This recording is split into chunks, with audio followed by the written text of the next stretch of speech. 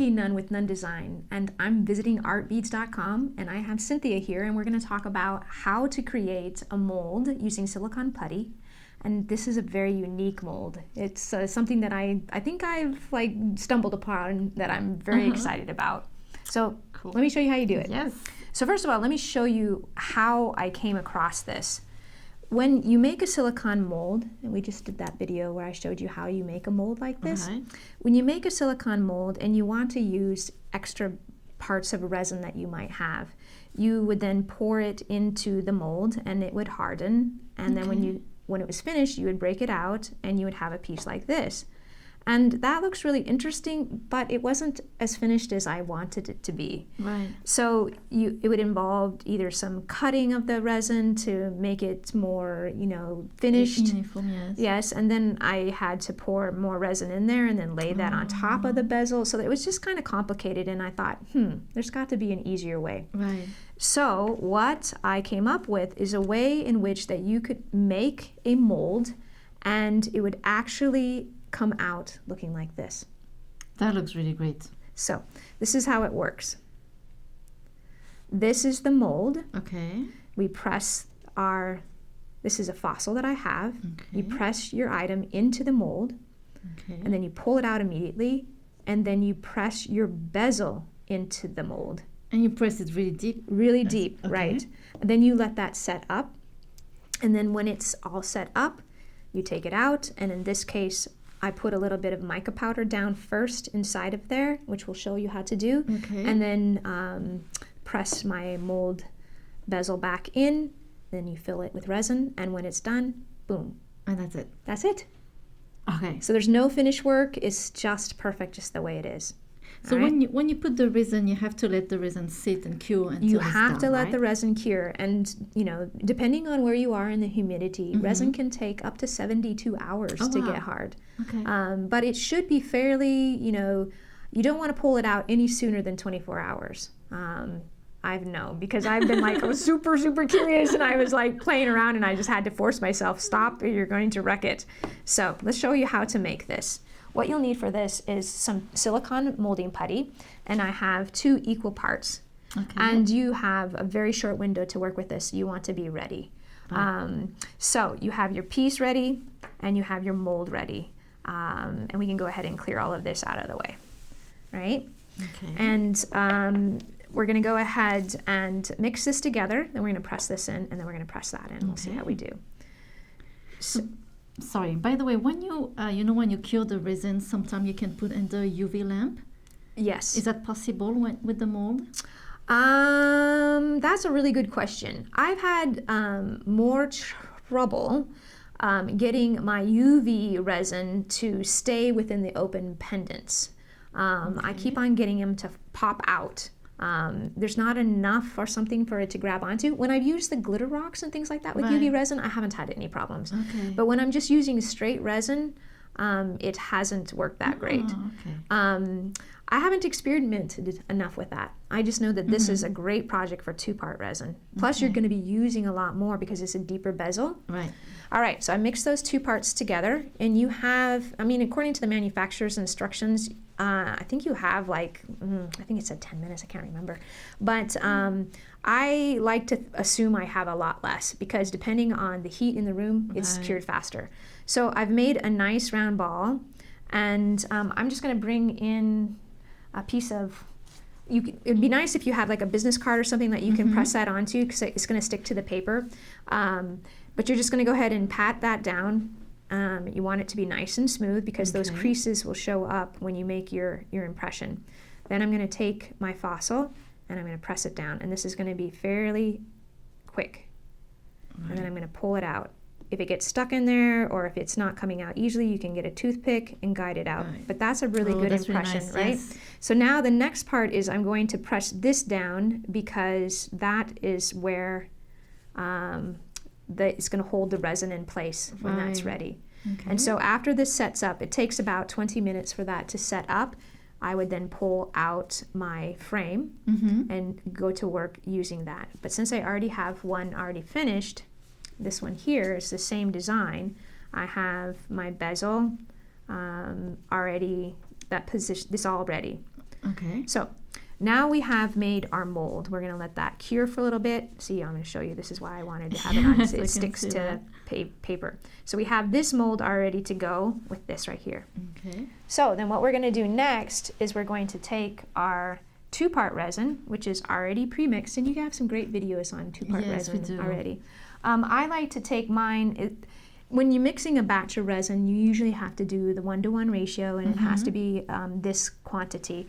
We only need a tiny bit of this, so I'm just going to go ahead and pour that off into a smaller size cup, because this is what I'm going to use just to mix my colorants in there. And I always like to have a pair of some handy wipes ready to go, because I'm constantly making sure that my fingers are nice and clean from touching the resin.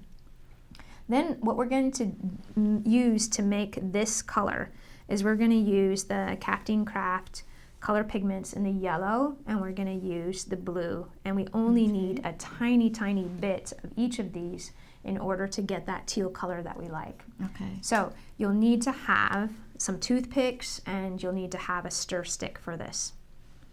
So you have a little window. Again, it varies on the heat and where you are as far as humidity of how long the resin batch will last. But I've had it last anywhere from an hour to 10 minutes. Okay. And again, it just depends on how hot it is. And so what you're going to want to do is take a little tiny bit of the yellow, and I'm just turning it slightly so I can get a little teeny bit of it. Oh, I mean, that's it? you just take a tiny bit, because it's always easier to add more.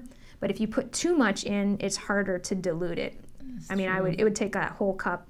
I made a batch the other day, and I don't know what I was thinking. Well, I wasn't thinking. I was talking on the phone, and I went, and it came out. Oh, I was like so mad at myself, because I had, I knew better than to put that much in, and I did it anyway. Yeah, I'm really surprised. So I want it to be. I'm also wanting this to be fairly translucent. So I'm just, you can see, like, look how much that changed that whole batch. That's really fast. It was really fast. A tiny bit of both of the colorants into there. And you notice I used different toothpicks when I did it. And then you just mix that up. And then we have a really pale color teal, which is, I mean, you can do all kinds of colors. As you see here, this was much more opaque. I had a little bit of white in there with the red and a little yellow to get that kind of orange color. So once you have your resin mixed up, you're going to set that aside for just a moment, and you're going to bring in some mica powders. And mica powders are something like this. And it is a powder that's made from mica.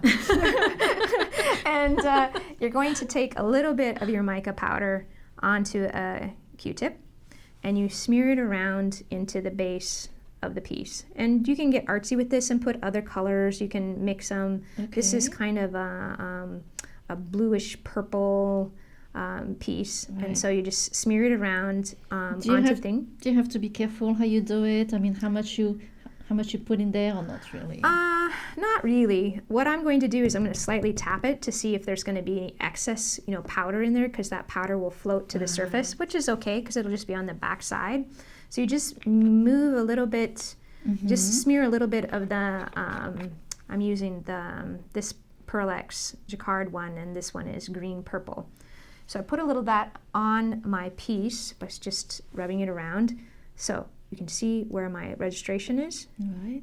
You go ahead and press that down. Okay. And now we're ready to put in our resin. Okay. So this is how I like to pour. I just load up my stick and I drizzle that into there. Why that is beneficial is because it's helping that resin slowly move into all those crevices, and that will prevent, if there's any air trapped in there, it'll prevent bubbles from occurring. That's why I have bubbles. I'm not that patient. I always pour like that. Okay, well, let me give you some tips on why you're having bubbles. So here's some things that happen around working with resin that is good to know.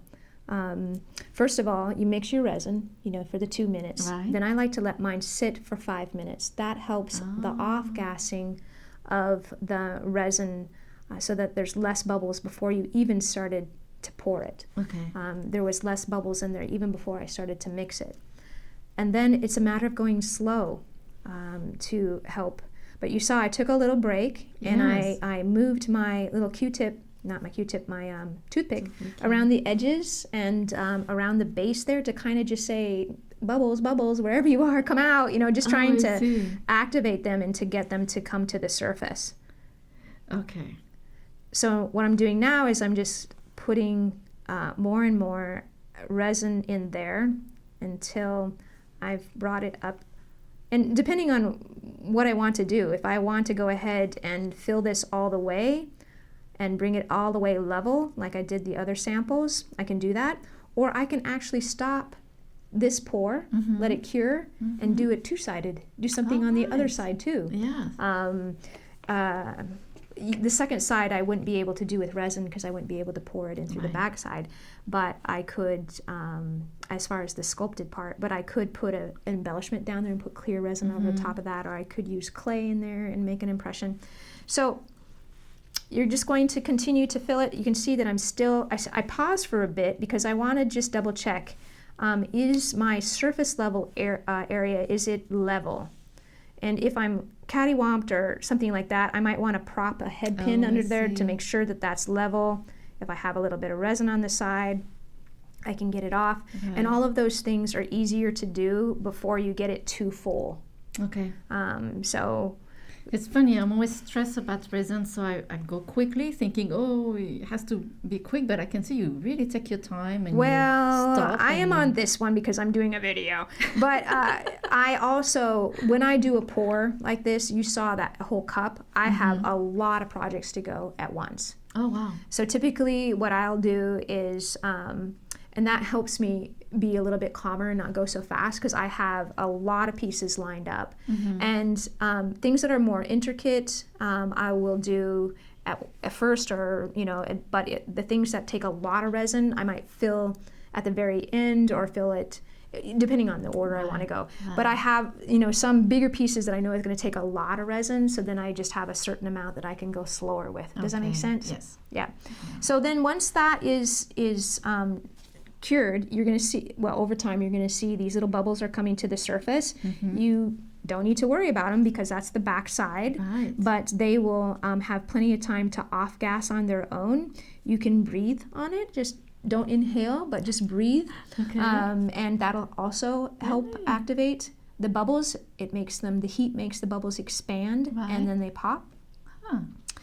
So once that's cured, you're going to take your piece, and let's pretend like this one was just done, and you bend back the sides like this, and you'll feel it kind of pop, but you want to make sure that that's nice and hard first. You'll feel it kind of pop and break away from the sides, and then you pull it back, and you have your impression. This is great. You have your impression. Really great. Yes. Yep. And you can use the mold over and over and over. You can use the mold over and over again. It will eventually start to fade a little bit. Like the impression won't be as strong, and you'll have to remake it. But I'm not clear yet how many impressions I can get because I haven't had to remake any of mine. But that's what I understand, is that it can get a little bit dull over time, or it's easy. You could damage it, or I see. Okay. So you might have to remake it. Well, this is great. I love this project. It is, oh man, I'm just so excited about it. I'm so excited. And we have lots of examples of other ways that you can use the finished goods and make fun things. Great. Well, I hope that you get as excited as us to making those techniques. This is such a great technique, and you can make so many things with it. Yeah. Your personal charm. This is what we all love, right? Yes. Something very personal. Something unique to you. Yes. Yep. So thank you very much for joining us today, and au revoir. Ciao.